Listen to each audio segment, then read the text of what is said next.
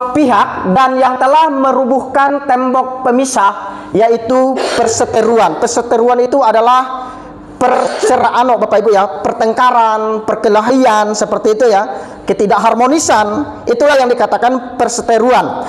Nah, malam hari ini Bapak Ibu kita berbicara tentang di bulan-bulan Desember ya. Bulan Desember kita berbicara tentang Natal. Bapak Ibu tahu arti Natal? Kita ini punya Natal, Bapak Ibu. Saya punya Natal, Bapak Ibu punya Natal, dan kita semua punya Natal. Nah, Natal itu sebenarnya diambil dari bahasa Latin, Bapak Ibu ya. Jadi Natal itu bahasa Latin dari Portugis yang artinya kelahiran. Saya dan Ibu punya kelahiran, Bapak Ibu. Jadi Natal itu berbicara tentang kelahiran. Nah, minggu ini kita sudah banyak melihat bahwa banyak gereja yang sudah merayakan hari kelahiran. Tapi hari yang dirayakan hari kelahiran ini adalah bukan hari kelahiran kita, Bapak Ibu. Tapi biasa juga Bapak Ibu ketika ulang tahun kan biasa merayakan kan? Betul ya? Hanya yang kita undang mungkin hanya keluarga besar. Ada mungkin kungkung, popo, atau saudara-saudara yang lain. Kemudian biasa saudara-saudara inti seperti itu ya, yang kita undang.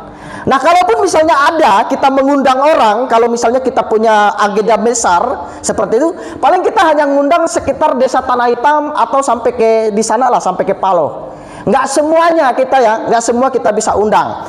Tetapi Bapak Ibu berbicara tentang Natal atau berbicara tentang kelahiran Yesus Kristus, itu berbicara tentang seluruh dunia merayakan hari kelahiran Sang Juru Selamat datang ke dalam dunia. Maka tema yang saya berikan kepada kita malam hari ini adalah Yesus datang pembawa damai sejahtera. Kita yang mempersatukan. Nah, kalau ada kita yang mempersatukan, Bapak Ibu, berarti ada sesuatu hal yang terjadi. Ada sesuatu hal yang tidak mempersatukan kita. Pertanyaan begini, Bapak Ibu.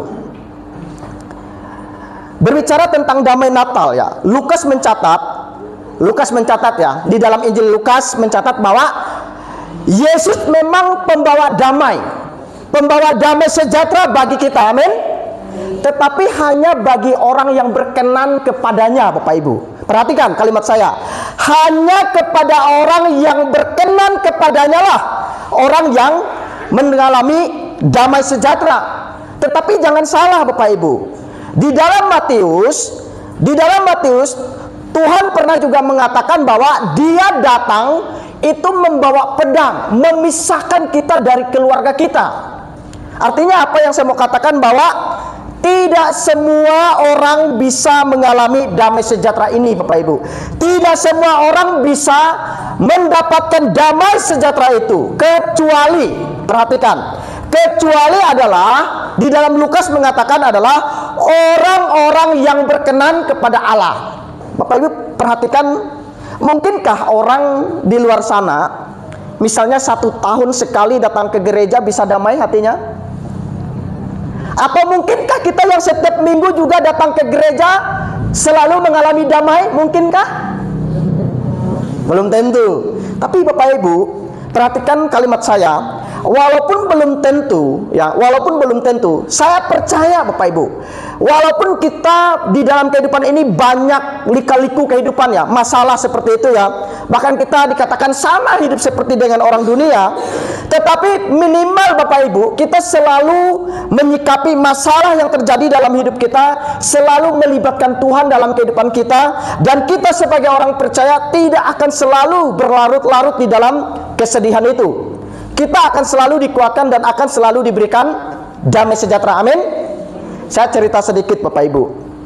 Waktu mama saya masuk ruang ICU, saya berdoa kepada Tuhan begini, Tuhan, kalau bisa ya, di bulan Desember ini atau di tahun 2025 ini, Tuhan izinkan kami untuk bisa bersama-sama dengan orang tua kami, walaupun mungkin duduk dalam kursi roda seperti itu ya. Walaupun dia mungkin tidak bisa bekerja lagi, atau mungkin dia hanya bisa diam di rumah, tapi kerinduan kami ingin dia tetap bisa melihat kami, anak-anaknya seperti itu, dan kami sebagai anak-anak bisa melihat dia. Nah, Bapak Ibu, apa yang terjadi walaupun kita sudah berdoa kepada Tuhan, bukan berarti Tuhan itu tidak baik ya Bapak Ibu ya. Pasti Tuhan tahu rencana yang terbaik bagi hidup dia. Dan singkat cerita, dia tetap dipanggil oleh Tuhan. Tapi yang menjadi salah satu hal yang saya mau katakan kepada kita Bapak Ibu, mungkin minggu lalu juga sudah saya katakan bahwa kita selalu mengetahui, kita selalu paham bahwa kehidupan ini memang begini. Dan kita selalu tahu kemana mereka yang orang-orang yang percaya kepada Tuhan, orang-orang yang setia datang kepada Tuhan. Dan pastilah mereka akan mengalami damai sejahtera bersama dengan Tuhan Yesus Kristus. Maka Bapak Ibu, Yesus datang membawa damai sejahtera, kita yang mempersatukan. Nah Bapak Ibu, kalau Bapak Ibu lihat ya, ini ada gambar.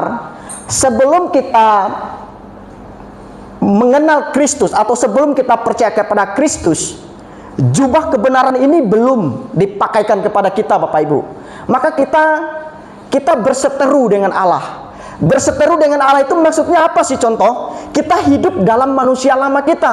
Apa itu manusia lama? Contoh, manusia lama itu berarti kita belum mengenal ini, belum mengenal Sang Juru Selamat ini, sehingga hubungan kita atau relasi kita dengan Allah itu menjadi relasi yang nggak dibangun, menjadi relasi yang nggak punya relasi kita dengan Dia. Maka setelah Yesus datang ke dalam dunia, bagi setiap orang yang percaya kepadanya, maka Yesus memberikan jubah kebenaran ini. Jadi yang tadinya kita hidup dalam kegelapan, hidup dalam dosa, kita setelah mengenal Yesus, karena kita dipakai dengan jubah kebenaran ini, atau kita sudah mengenal kebenaran firman Tuhan dalam hidup kita, maka Bapak Ibu, sedikit demi sedikit hidup kita yang dari dulu mungkin dikenal orang begini, sekarang orang mulai melihat, oh ada satu terang yang makin bersinar yang kita lihat dari orang tersebut. Maka kalau kita melihat Bapak Ibu gambar yang ini ada sukacita di dalam keluarga. Maka tema PGI atau KWI tahun ini berbicara tentang kehadiran Allah ya. Kehadiran Allah bagi keluarga ya. Nah, kalau kita melihat ini Bapak Ibu ya, saya katakan sekali lagi, Yesus datang membawa damai sejahtera, kita yang mempersatukan. Berarti ada beberapa hal Bapak Ibu, ada beberapa hal yang yang nanti kita akan lihat, di mana sebenarnya kita hidup walaupun sudah menjadi orang Kristen, kita tidak bisa hidup dengan sempurna dan suci, tetapi tetap ada perseteruan yang kita biasa alami. Tetapi poin yang pertama saya mau katakan kepada kita adalah Kristus datang mempersatukan. Amin. Nah, saya mau katakan begini Bapak Ibu, bersyukur bulan ini ya, karena banyak orang nggak sampai di bulan ini Bapak Ibu ya. Banyak orang nggak sampai di bulan Desember, tapi saya mau katakan kepada jemaat, bersyukur di bulan ini Tuhan Yesus itu memberikan kesempatan. Amin. Semoga tidak ada yang off ya Bapak Ibu ya sampai hari Kamis ini. Kalau ada yang off, aduh, saya pasti sedih Bapak Ibu ya. Dan saya juga tidak berdoa seperti itu Bapak Ibu. Tetapi kita mana ada yang tahu seperti itu ya. Amin.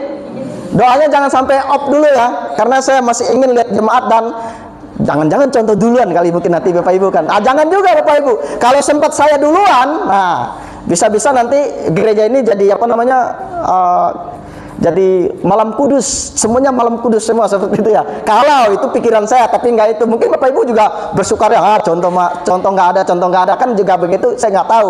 Tapi yang mau saya katakan adalah Tuhan Yesus memberikan kesempatan, kekuatan, dan kekuatan bagi kita. Jadi ada double Bapak Ibu ya. Jadi berbicara gelap Bapak Ibu, perhatikan Bapak Ibu, berbicara gelap bukan berbicara masalah ini Bapak Ibu, bukan masalah ekonomi, bukan berbicara kemiskinan, bukan berbicara kekurangan fisik ya, bukan atau ditinggalkan orang-orang yang kita cintai, bukan Bapak Ibu. Gelap itu bukan sesuatu yang begitu. Ada orang berkata, aduh contoh, saya susah sekali. Bahkan di dalam penjara itu ya, biasa kalau kami pelayanan Natal kemarin, aduh saya divonis 20 tahun. Ini umur saya udah 60 tahun, 60 tahun lebih Bapak Ibu.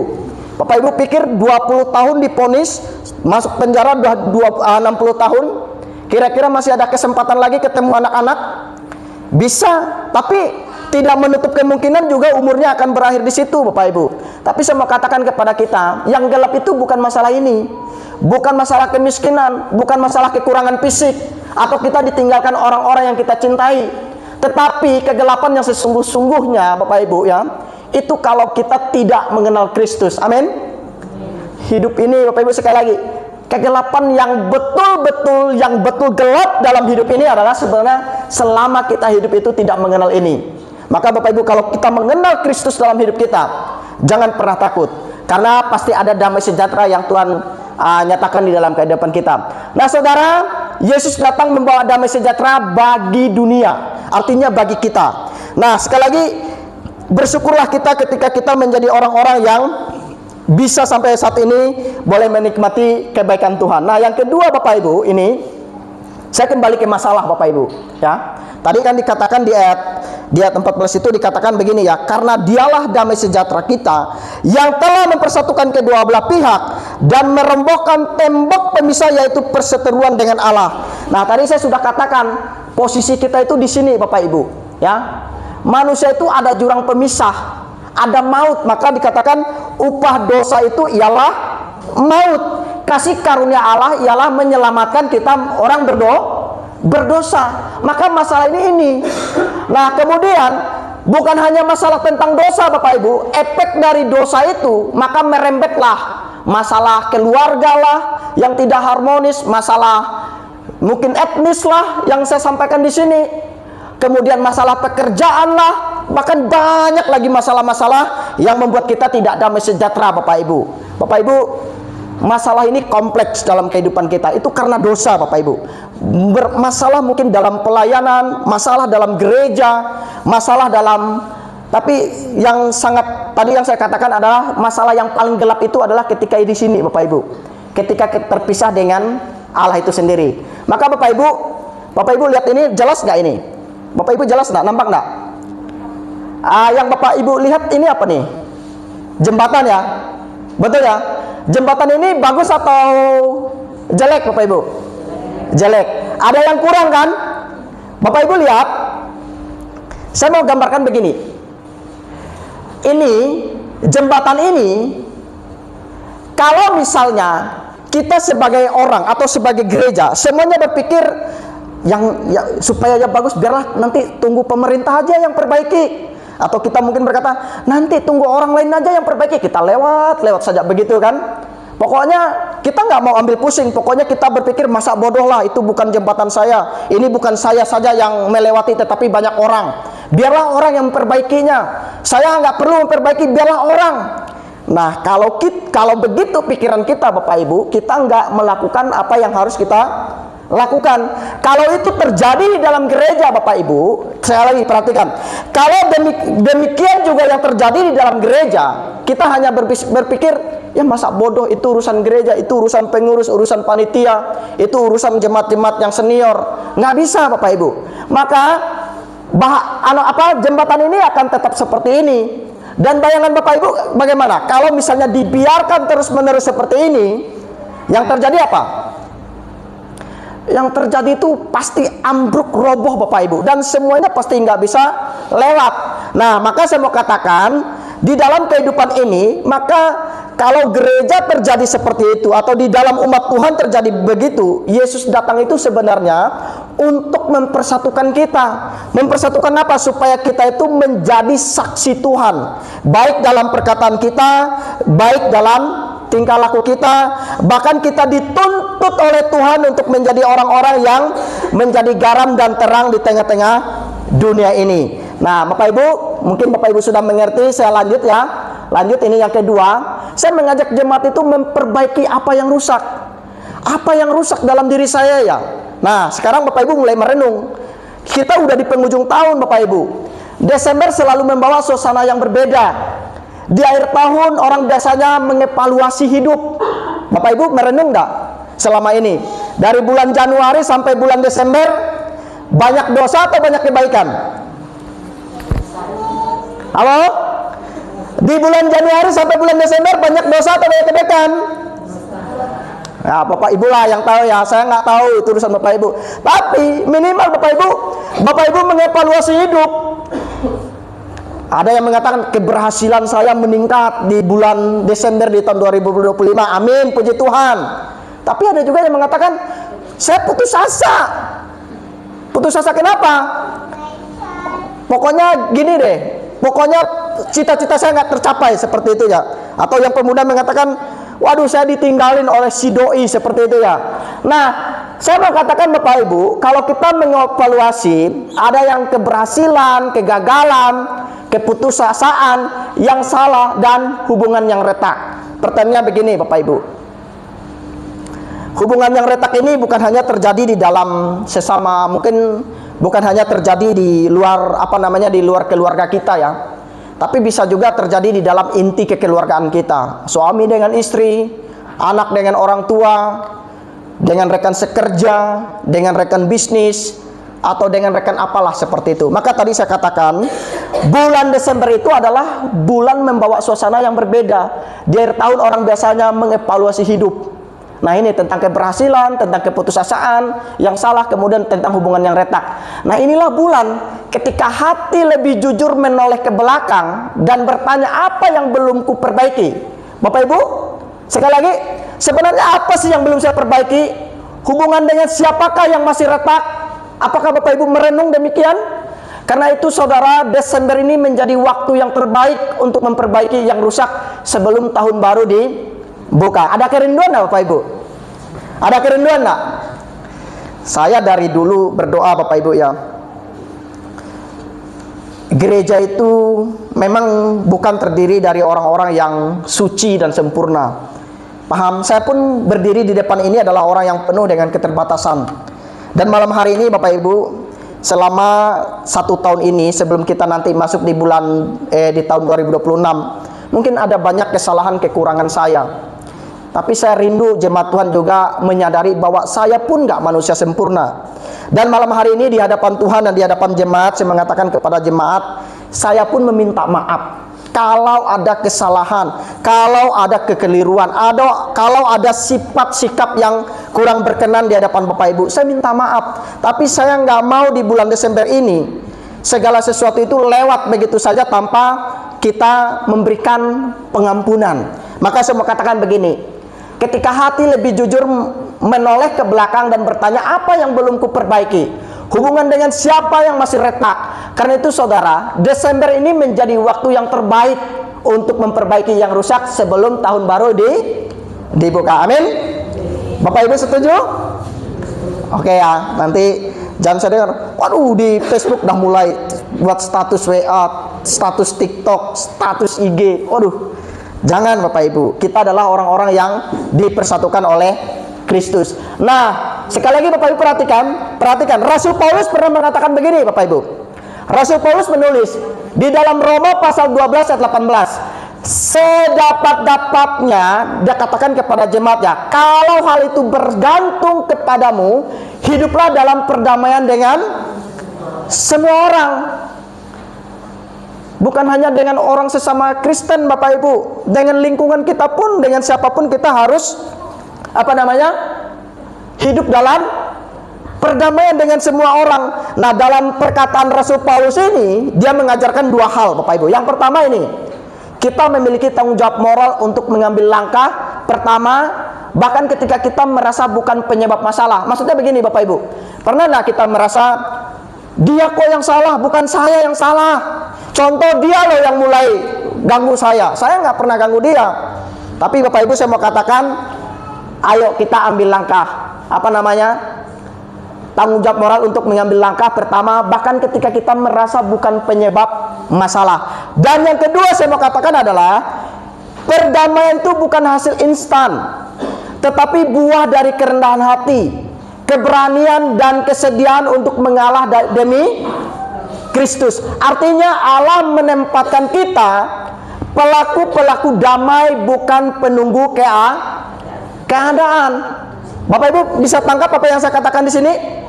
Jadi saya mau katakan begini, Bapak Ibu perhatikan lagi. Ini ada jembatan lagi Bapak Ibu. Ini jembatan ini retak Bapak Ibu ya. Perhatikan Bapak Ibu. Ini kondisinya udah sangat parah Bapak Ibu. Bahkan di ujung sana ada anak sekolah tuh. Kalau rusaknya cuma segini, biayanya pasti nggak mahal kan? Perbaikannya nggak mahal kan? Betul ya? Kalau dibiarkan ini terus-menerus, hujan terus turun kan, yang buat ini hancur kan hujan atau kendaraan yang buat mungkin buat beban yang berat kan. Dibiarkan terus-menerus, padahal cuman retaknya segini. Saya pernah bilang dengan pemuda-pemudi di tempat ini, kalian dari SD ya, SD, SMP, SMK itu pernah satu gereja, pernah satu sekolah berteman. Tapi jangan pernah gara-gara masalah sedikit semuanya jadi begini. Jadi jatuh, jadi menjadi jurang yang begitu dalam, jadi susah dilewatin. Ketika hal ini demikian, maka saya mau katakan seperti sebuah jembatan kayu yang bertahun-tahun terkena hujan, kerapuan kecil terjadi, jika dibiarkan akan membesar. Tetapi ketika pemiliknya, perhatikan, ketika pemiliknya mulai memperbaiki dari sisi yang bisa ia sentuh, perhatikan Bapak Ibu, jembatan itu mulai kuat. Hubungan pun demikian, tidak menunggu pihak lain untuk memulai. Mulailah dari sisi yang dapat kita jangkau. Amin. Paham enggak Bapak Ibu? Artinya kalau misalnya di dalam gereja ini kita hanya saling mengandalkan orang lain tanpa kita mengambil sedikit apa yang bisa kita lakukan di dalam kehidupan kita sebagai orang Kristen, maka keretakan itu akan makin hari gereja kita akan menjadi gereja yang kosong, menjadi gereja yang nggak bertumbuh Bapak Ibu, menjadi orang-orang yang hanya bisa mengandalkan orang lain. Nah, kita bisa membantu hal-hal yang positif itu dalam banyak hal. Maka saya mau katakan di sini Bapak Ibu, Kristus datang bukan hanya membawa damai, ya, perhatikan tadi, Kristus datang bukan hanya membawa damai, tetapi ia menjadi damai itu sendiri, merangkul para pendosa. Bahkan mereka yang menolak dia, inisiatif kasihnya mengajarkan bahwa pemulihan itu tidak dimulai dari rasa nyaman, tapi dari rasa kerelaan dan pengorbanan. Karena karya salibnya kita memiliki keberanian untuk berkata, aku mau memperbaiki. Mari saudara renungkan, siapa yang pernah terluka oleh sikap atau kata-kata kita? Ambil langkah konkret, minta maaf dan berbicara dan memberikan perhatian. Bila tidak, perhatikan Bapak Ibu ya, bila tidak mungkin berdamai sepenuhnya, perhatikan, maka tetap lakukanlah bagian saudara. Berdoalah agar Tuhan memulihkan yang tidak mampu kita pulihkan sendiri. Pemulihan selalu dari hati yang rela merendahkan diri di tangan Kristus. Hubungan yang retak dapat menjadi kesaksian akan kasihnya yang memulihkan. Jadi Bapak Ibu, sebelum kita mengakhiri tahun, saya mengajak jemaat untuk menjadi orang-orang yang mengevaluasi diri. Jangan sampai kita menimbulkan sesuatu yang tidak membuat kita damai dalam hidup. Kalau kita mau damai dalam hidup, karena Kristus telah membawa damai, maka lakukanlah apa yang Tuhan ajarkan dalam kehidupan kita. Ada satu hal yang Tuhan Yesus ajarkan, Kristus sang guru moral. Ini bagian yang ketiga Bapak Ibu. Ini adalah salah satu dosen yang mengajar saya. Saya akan putarkan videonya Bapak Ibu. Bapak Ibu akan simak bagus-bagus. Dan ini terakhir kita tutup dengan poin ketiga yang akan disampaikan oleh seorang hamba Tuhan. Silakan putar. Bapak Ibu perhatikan ya. Ada pelajaran penting tentang moral yang diajarin. Silakan. Di slide-nya nggak bisa Kak langsung. Sabar sebentar Bapak Ibu ya. Oke.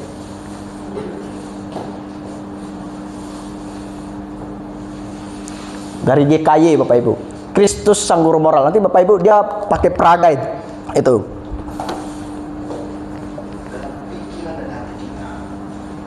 Enggak sebetul-betulnya saya setia kepada istri saya karena saya mengasihi Tuhan. Betul enggak saya setia kepada istri saya oleh karena memang saya menjaga diri? Tidak sama dengan dunia ini. Saya mesti menyangkal diri baru mewujud di dalam hidup saya. Saya mencoba menggambarkan dengan peragaan ini Bapak Ibu ya. Ini katakanlah ada 3 layer ya. Layer depan ini tadi gelas yang transparan. Ini katakanlah moralitas yang dilihat orang lain di luar, begitu ya. Ini adalah diri kita, katakan begitu. Sedangkan yang di belakang ini adalah input yang masuk dalam pikiran dan hati kita. Jadi saya mengatakan moralitas Kristiani bukan cuma yang di luar, Tapi bicara mengenai kontrol diri kita supaya nggak serupa dengan dunia, dan bicara mengenai apa yang ada di dalam pikiran dan hati kita. Kalau kita belajar dari Alkitab, Bapak Ibu, kita dilahirkan itu bukan seperti kertas kosong yang putih, suci, tidak bersalah. Dan kita di dalam kandungan, menurut Mazmur 51 ayat 7, itu sudah ada benih dosa. Jadi kelahiran kita bukan, diri kita itu bukan bersih, kemudian orang-orang luar kita mengotori kita, enggak. Di dalam diri kita sudah ada benih dosa. Maka waktu kita hidup di dalam dunia, kita dengar orang ngomong, kita komunikasi dengan orang-orang, kita belajar sesuatu, itu input yang kita terima selama hidup kita itu akan terkotori, akan ternoda dan tercemar oleh karena hati dan pikiran kita itu sudah ada dosa. Maka di dalam pikiran kita itu tidak jernih apapun yang kita terima. Walaupun orang tua menyayangi kita, tetap bisa di hati, kok lebih sayang Popo daripada saya ya? Memang bapak mama saya, tapi kok kayaknya lebih sayang Popo daripada saya. Itu muncul dari mana Bapak Ibu? Iri hati. Disayangi loh. Orang tua kita baik kepada kita, tapi respon kita tercemar. Masih iri dengan kakak, masih iri dengan adik, nggak suka, apalagi nanti pada waktu pembagian warisan. Saya lagi nonton satu film di Netflix, wow, mengerikan sekali. Warisannya besar dan hanya ribut di antara kakak adik 3 orang itu. Mungkin juga ada terjadi pembunuhan. Nah, menerima kebaikan pun itu tetap menjadi tercemar karena hati dan pikiran kita sudah tercemar dosa sejak kita di dalam kandungan. Akibatnya outputnya, ini outputnya kan? Outputnya adalah ya kebencian. Banyak anak-anak yang papa mamanya baik, tapi kepahitan. Karena kebaikan papa mamanya nggak sesuai dengan yang dia butuhkan. Outputnya apa? Melawan orang tua, benci pada orang tua. Kalau sudah punya penghasilan sendiri, sorry ya, gue nggak mau hubungan sama papa mama gue. Kepahitan. Lu padahal waktu kecil itu kebaikan yang diterima. Tapi perhatikan outputnya adalah kenajisan. Apalagi Bapak Ibu kalau kita pikirkan mengenai dunia sekarang dengan semua media sosial. Saya menggambarkan dunia kita ini sudah seperti ini. Ayo lampiaskan kesenangan kita, jadi orang populer. Kalau yang like itu ribuan, kita banggakan kan? Itu pengaruh dunia sekitar kita yang membuat kita makin egois. Sudah dalamnya kita itu tercemar, yang masuk di pikiran, telinga dan hati kita tercemar lagi hedonisme, materialisme. Tambah parah lah pikiran kita, tambah egois lah kita. Akibatnya outputnya tercemar lagi. Moralitas kita adalah moralitas yang sudah tercemar. Bahkan Bapak Ibu, Yesaya 64 yang mengatakan, kalaupun kita melakukan kesalahan kita itu seperti kain haid, seperti pembalut yang sudah tercemar oleh darah di mata Allah. Lu itu kesalahan lu, tapi tercemar. Kenapa? Karena dosa. Tidak ada kebaikan yang di mata Tuhan itu betul-betul kebaikan. Bagaimana solusinya? Kita membutuhkan sesuatu yang bisa menjernihkan ini, sesuatu yang bisa mengampuni dan merubah cara pikir kita, yang bisa merubah perasaan dan hati kita. Apa yang bisa merubah? Kebaikan, moralitas? No. Yang bisa merubah dan menjernihkan pikiran dan hati kita adalah Tuhan Yesus. Apa yang kotor itu hanya bisa dijernihkan oleh Tuhan Yesus dan firman. Firman Tuhan dan Tuhan Yesus yang terus bisa menjernihkan pikiran kita. Nah, di sini saya mengajak kita berpikir dan mengevaluasi. Input kita itu apa? Kesenangan dunia, tambah kotornya kita. Tapi input kita Tuhan Yesus, maka itu akan menjernihkan pikiran kita. Tapi masalahnya, dunia, hedonis, materialistis dibandingkan Kristus, mana yang kita lebih sukai? Mana yang lebih banyak isi pikiran kita? Mana yang lebih kita cari Bapak Ibu? Bukan ini kan, bukan Kristus. Pada Kristuslah dan firman-Nya yang bisa menjernihkan kita. Maka outputnya itu adalah jernih. Jangan diminum ya Bapak Ibu ya. Jernih. Lalu bagaimana dengan dosa masa lalu kita? Kita sudah memberikan pengaruh negatif sebagai orang tua kepada anak, sampai anak itu nggak mau komunikasi. Maka hati yang sudah dijernihkan ini akan menjernihkan relasi kita dengan anak-anak. Nah, sorry ya, papa dulu banyak ngomong kasar. Sekarang papa sudah diubah oleh Tuhan Yesus. Yuk relasi kita dijernihkan. Begitu pula pengaruh buruk yang lain kepada orang-orang sekitar kita, cara kita bisnis, cara kita bergaul sama dengan dunia ini. Karena pikiran dan hati kita dijernihkan, maka relasi kita dengan orang lain pun dibereskan. Outputnya jernih semua. Kenapa Bapak Ibu? Dari pikiran dan perasaan kita dijernihkan oleh Tuhan Yesus. Inilah moralitas kekristenan. Oke, Bapak Ibu ya, saya kira kita semua mengerti dan firman Tuhan saya sampaikan cukup sampai di sini. Kiranya firman Tuhan ini boleh memberkati kita semua. Jemaat Tuhan, saya undang bangkit berdiri. Kita